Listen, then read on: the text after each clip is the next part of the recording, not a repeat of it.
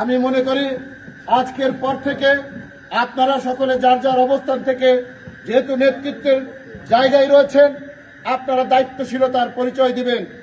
আর যারা সামনে রয়েছেন তাদেরকে বলবো, আপনারা ধৈর্য সহকারে আপনাদের যদি বিগত দিনের আচরণে কেউ কষ্ট পেয়ে থাকে, কেউ যদি দুঃখ বেদনা পেয়ে থাকে, আপনারা তাদের কাছে দুঃখ প্রকাশ করবেন আপনাদের আচরণে, যদি সেরকম কোনো বিষয় থাকে। কারণ আজকে ঐক্যবদ্ধ হবার সময় এসেছে আমাদের।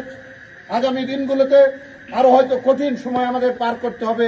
আমাদের বিএনপির ভারপ্রাপ্ত চেয়ারম্যান জনাব তারেক রহমান বলেছেন, আপনারা হয়তো দিবা স্বপ্ন দেখছেন এই আওয়ামী লীগ সরকার যাওয়ার পরে ক্ষমতায় মনে হয় বিএনপি এসে গেছে। বিষয়টি সেরকম নয়। আমাদের আরো কঠিন পথ পাড়ি দিতে হবে।